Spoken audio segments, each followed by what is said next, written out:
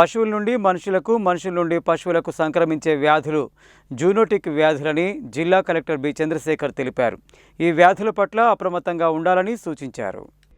నల్గొండ జిల్లా పశు వైద్యశాలలో జూనోసిస్ డే సందర్భంగా నిర్వహించిన వేడుకలలో పాల్గొన్నారు. ఈ కార్యక్రమానికి ముఖ్య అతిథులుగా నల్గొండ నగర మేయర్ బుర్రి చైతన్య శ్రీనివాసరెడ్డి, జిల్లా కలెక్టర్ బి చంద్రశేఖర్ హాజరయ్యారు. ఈ సందర్భంగా వారు మాట్లాడుతూ పశువుల నుండి మనుషులకు, మనుషుల నుండి పశువులకు సంక్రమించే వ్యాధులను జూనోటిక్ వ్యాధులు అని పేర్కొన్నారు. Rabies, Japanese encephalitis, brucellosis, bird flu, leptospirosis, taeniasis వంటి అనేక వ్యాధులు జంతువుల ద్వారా వ్యాపించే అవకాశం ఉన్నందున ప్రజలు అప్రమత్తంగా ఉండాలని సూచించారు. ముఖ్యంగా ర్యాబీస్ వ్యాధి అత్యంత ప్రమాదకరమైందని, పిచ్చికుక్క కాటు వల్ల ఈ వ్యాధి సంక్రమిస్తుందని తెలిపారు. కుక్కల జనాభా నియంత్రణ కోసం పెంపుడు మరియు వీధి కుక్కలకు జంతుజనన నియంత్రణ శస్త్రచికిత్సలు నిర్వహించడం అవసరమని పేర్కొన్నారు.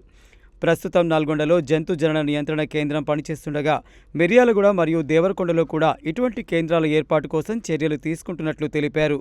వర్షాకాలంలో కుక్కలు ఎక్కువగా ఆవేశంగా ఉండే అవకాశం ఉన్నందున ప్రజల్లో, ముఖ్యంగా విద్యార్థుల్లో అవగాహన కల్పించాలని సూచించారు. చెత్తను బహిరంగ ప్రదేశాల్లో వేయకుండా చెత్త సేకరణ వాహనాల్లోనే వేయాలని, తద్వారా వీధి కుక్కలు గుంపులుగా చేరడాన్ని నివారించవచ్చని తెలిపారు.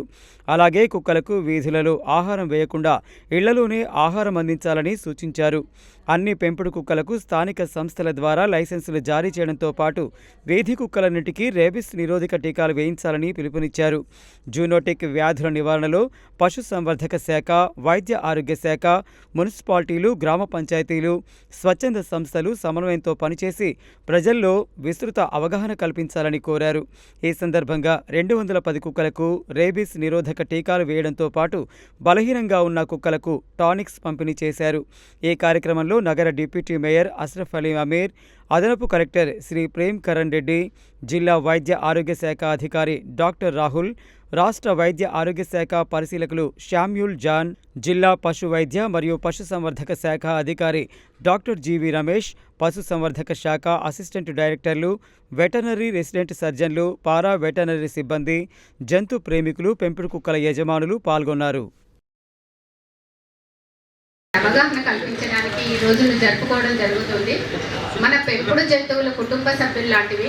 వాటిని మన పిల్లల్ని ఎలాగో చూసుకుంటామో అలాగే చూసుకుంటే అవి కూడా ఎంతో మంచిగా పెరుగుతూ ఉంటాయి. వాటిని ప్రేమించడంతో పాటు వారు ఆరోగ్యాన్ని కాపాడడం కూడా మన బాధ్యత.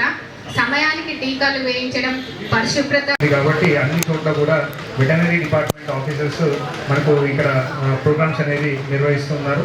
సో ముఖ్యంగా మనము గుర్తుపెట్టుకోవాల్సింది, మనకు యానిమల్స్ని మనం ఎవరైతే మనం డొమెస్టికేషన్ చేస్తున్నామో వాటికి సంబంధించినటువంటి విధి విధానాలు అనేది మనకు తెలుసుకోవాలి. అంటే ఓన్లీ